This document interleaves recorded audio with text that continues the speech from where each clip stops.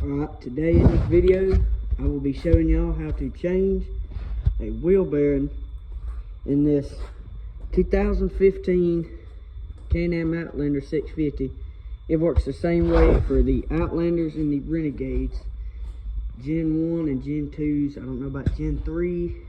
Haven't never seen one of them. But yeah. Alright, so the first thing you want to do, of course, pop these lugs loose.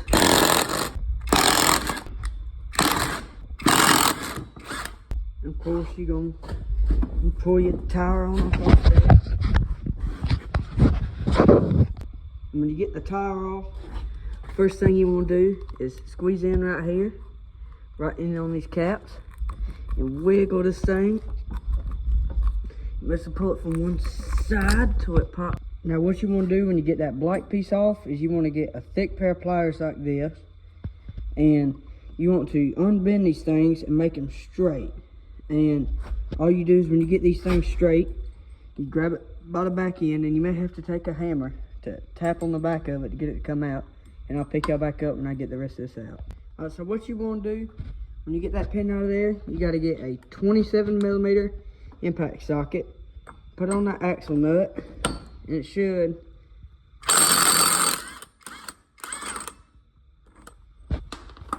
just come out. And what you want to do is this space always go here, so just so you don't forget, set that down and set your washer on top of it. And now your hub should pull off. And if it does not pull off, you're gonna need to take a hammer and tap on it, but don't tap on it too hard. Like you see, this bearing failed because it had so much junk in it. It rusted, and it is actually coming apart in there. So next thing we're gonna do is we're going to pull this pin out right here. That's the back of the bottom of the tie rod that comes off the knuckle, and I'll get back to y'all when I get it out. So when you get that pin out of there, next thing you're gonna need is a 19mm to get on there, and you just take that thing off. In this case, and what just happened here, see, it's not grabbing good enough, so when you turn it, it's turning the top too. So what you're gonna wanna do is go get some pliers and hold that while you loosen this.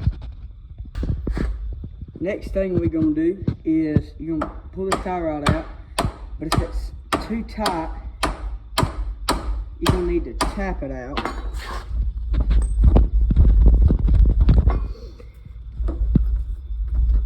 And you can wiggle this back and forth, trying to get this thing out, but make sure not to damage your boot.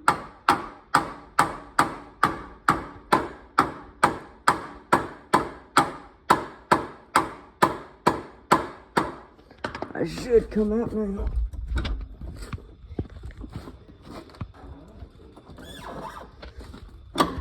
Alright, so now that you got that out, you're going to need to get a 15mm socket and a 15mm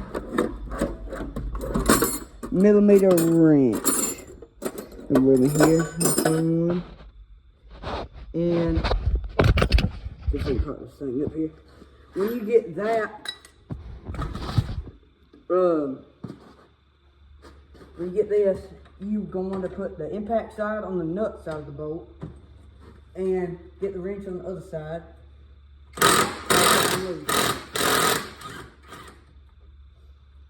And now, if you got too much pressure on this thing, what you're gonna have to do is you're gonna tap it, but make sure it doesn't have too much pressure on it, or else it's going to tear the ends of these threads on the bolt up.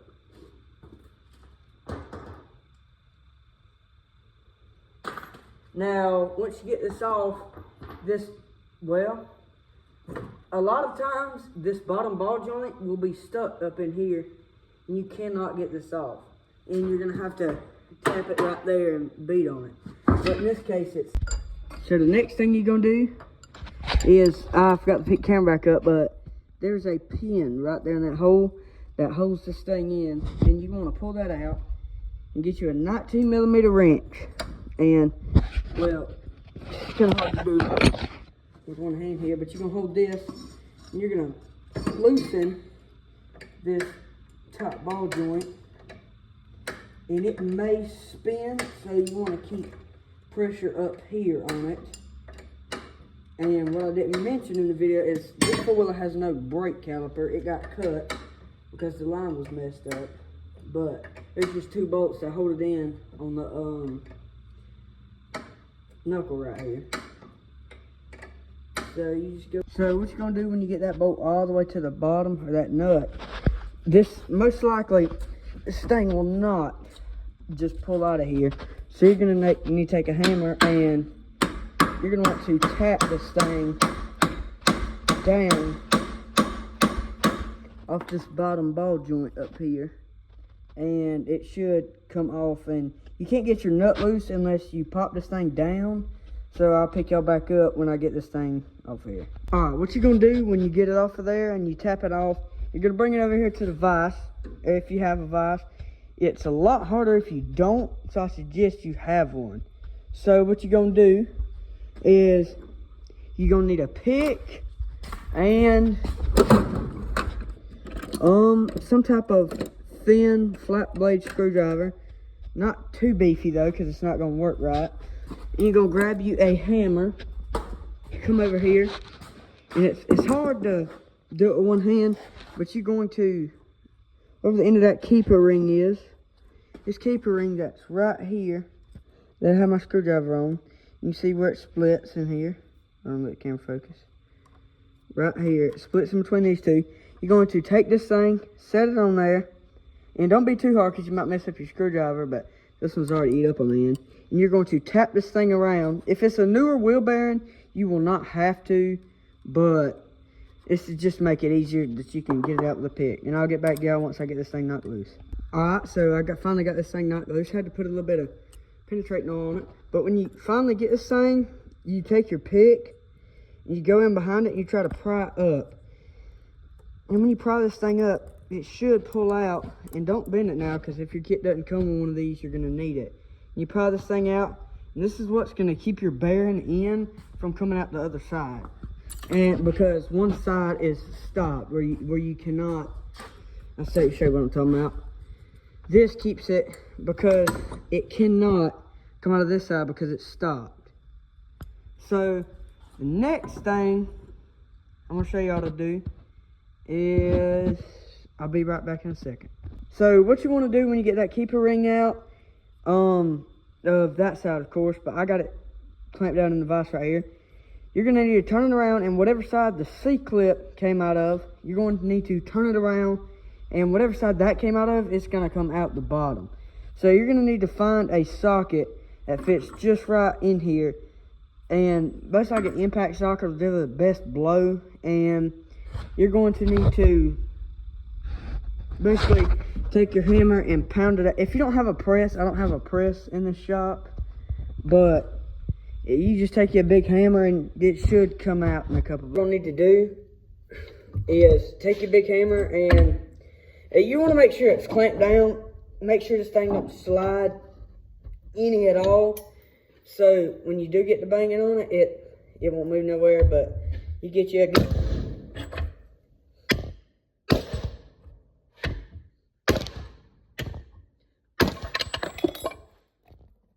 It should move here in a second.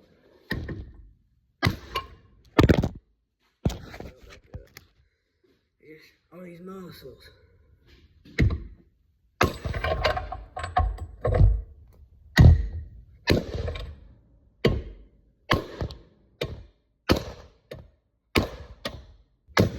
I'll pick y'all back up when I get this thing out. So now that this thing has popped out, of course, from bearing. I already replaced one of these in this thing. This is the twice time thing, so I had to have one. So once this thing gets tapped out, you see how rough it is inside there, and it's all gouged up. You want to go get you some sandpaper. Really, any kind of sandpaper works, but just rub it around in there and get it real smooth. So when you're going to put your new bearing back in there, it's not so hard and it doesn't catch on stuff. And I'll pick y'all back up when you just want to rub it around inside there, and it'll make it smoothing out or to go back in there easier. I'll pick y'all back up when I get the new bearing and we start to go put it in. You put this thing in here, make sure it's going in absolutely straight. And you want to tap around.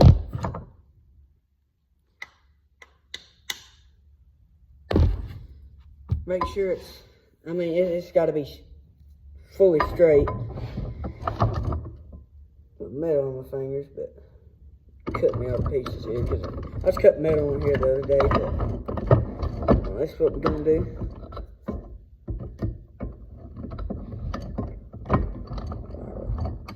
I'm going the backwards way, my bad.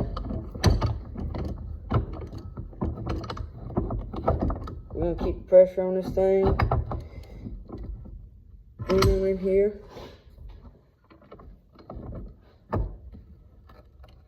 And you're gonna just tighten this vise, and it should just slide on into this knuckle here, like so. And it will make popping noises, but that's just it going in there and fitting in there real tight. That's a good thing. But as long as you have penetrating on there, it shouldn't do nothing much. But once you start getting this thing pressed in here, and you're gonna need to use the same socket they took it out with. But like I was talking about here, you take the same socket you took it out with. You just put the socket that you took it out with in front on here, in front of the vise, and press it in that way. And you want to press it in just enough. You want to press it in past where the C-clip was, and you want your C-clip. Can't do it with your hands, some of them's too stiff, but like this one, should be able to take it with your hands and squeeze it on in, push it down in there, and there it is. Now when your C-clip's in there and your bearing's in there and everything's good and tight like it's supposed to be, and there's no gap behind there, you're gonna just do every step I showed you in reverse.